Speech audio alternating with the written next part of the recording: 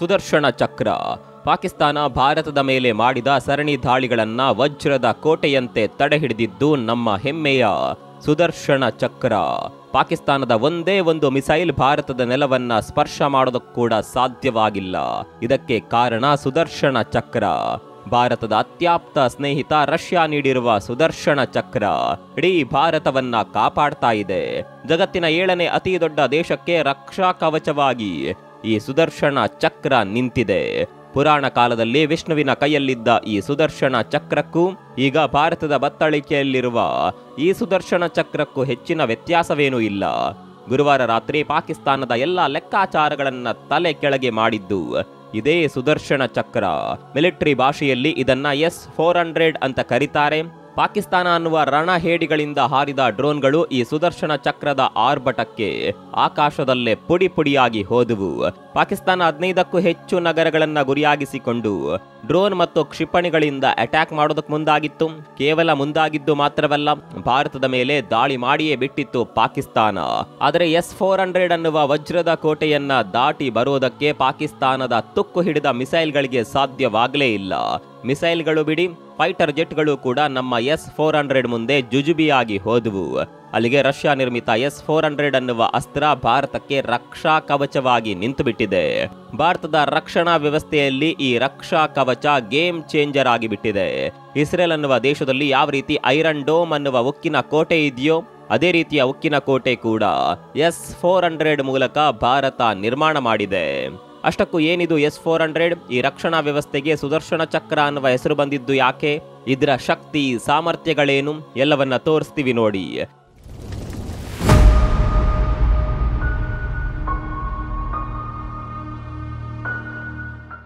ಮೊದಲಿಗೆ ಈ S-400 ಅಂದ್ರೆ ಏನು ಅನ್ನೋದನ್ನ ನೋಡೋಣ.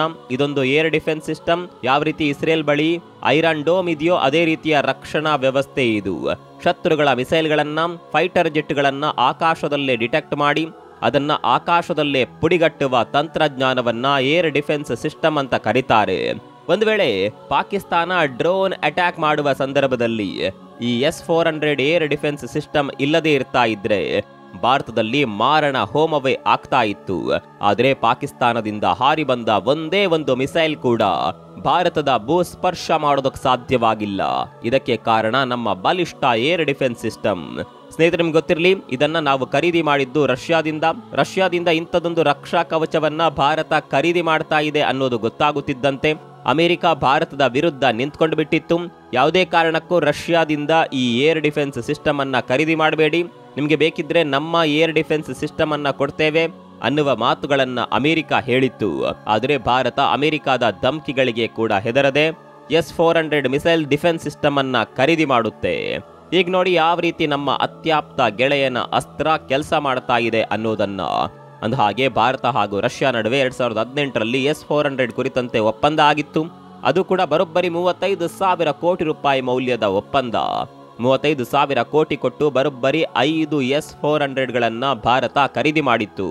ನಾವು ಮೊದಲೇ ಹೇಳಿದಂತೆ ಅಮೆರಿಕದ ತೀವ್ರ ವಿರೋಧದ ನಡುವೆ ಕೂಡ ಭಾರತ ಈ ಒಪ್ಪಂದ ಮಾಡಿಕೊಂಡಿತ್ತು. ಒಂದು ವೇಳೆ ರಷ್ಯಾದ ಜೊತೆ ನೀವು ಒಪ್ಪಂದ ಮಾಡಿಕೊಂಡ್ರೆ ನಿಮ್ಮ ವಿರುದ್ಧ ಹಲವು ನಿರ್ಬಂಧಗಳನ್ನ ಹೇರುತ್ತೇವೆ ಅನ್ನುವ ಧಮ್ಕಿಯನ್ನ ಕೂಡ ಅಮೆರಿಕ ಮಾಡಿತ್ತು. ಆದರೆ ಇದ್ಯಾವುದಕ್ಕೂ ತಲೆ ಕೆಡಿಸಿಕೊಳ್ಳದ ಭಾರತ ರಷ್ಯಾದ ಜೊತೆ ಒಂದು ಒಪ್ಪಂದಕ್ಕೆ ಸಹಿ ಹಾಕುತ್ತೆ. ಏರ್ ಡಿಫೆನ್ಸ್ ಸಿಸ್ಟಮ್ನ ಅಗತ್ಯ ಎಷ್ಟರ ಮಟ್ಟಿಗೆ ಇದೆ ಅನ್ನೋದು ಭಾರತಕ್ಕೆ ಮೊದಲೇ ಗೊತ್ತಿತ್ತು. ಹೀಗಾಗಿ ಪುಲ್ವಾಮಾ ದಾಳಿಯ ಬಳಿಕ ಈ ಅಸ್ತ್ರಗಳು ಭಾರತದ ಬತ್ತಳಿಕೆ ಸೇರಿಕೊಂಡಿದ್ದವು.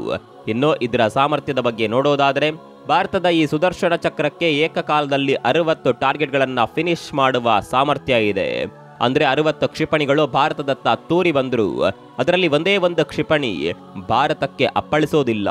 ಕೇವಲ ಕ್ಷಿಪಣಿಗಳು ಮಾತ್ರವಲ್ಲ, ಡ್ರೋನ್, ಹೆಲಿಕಾಪ್ಟರ್, ಫೈಟರ್ ಜೆಟ್ಗಳಂತಹ ಅಸ್ತ್ರಗಳು ಕೂಡ ಆಕಾಶದಿಂದ ಹಾರಿ ಬಂದ್ರು. ಇದು ಏಕಕಾಲದಲ್ಲಿ ಶತ್ರುಗಳನ್ನ ಹೊಡೆದುರುಳಿಸುವ ಸಾಮರ್ಥ್ಯ ಹೊಂದಿದೆ.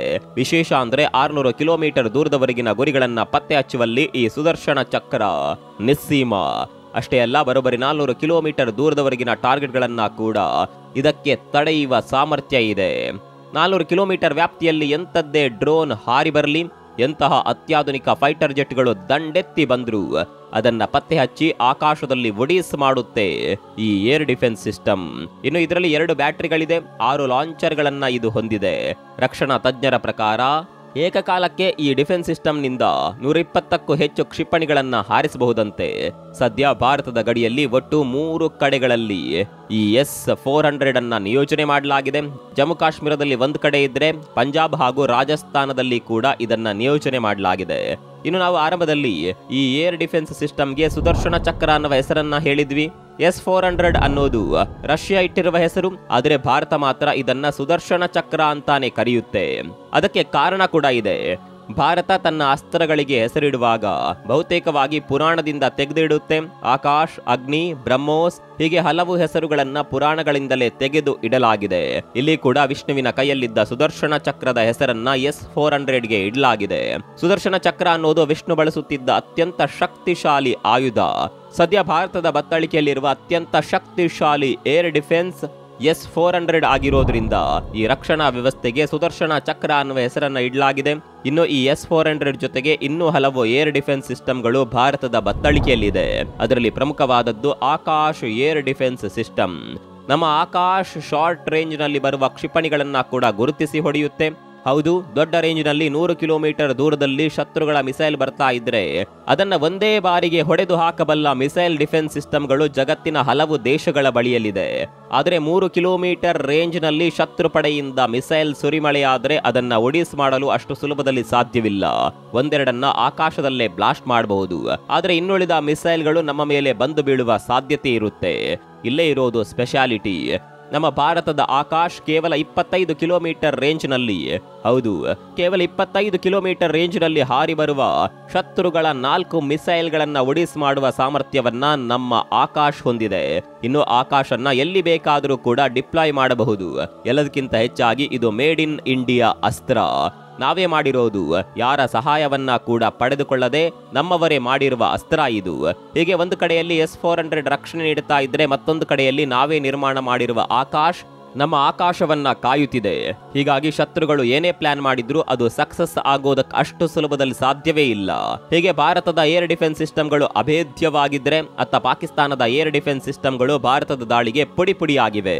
ಪಾಕಿಸ್ತಾನದ AWACS ಅನ್ನುವ ಏರ್ ಡಿಫೆನ್ಸ್ ಸಿಸ್ಟಮ್ ಭಾರತದ ದಾಳಿಗೆ ಒಡಿಸಾಗಿದೆ.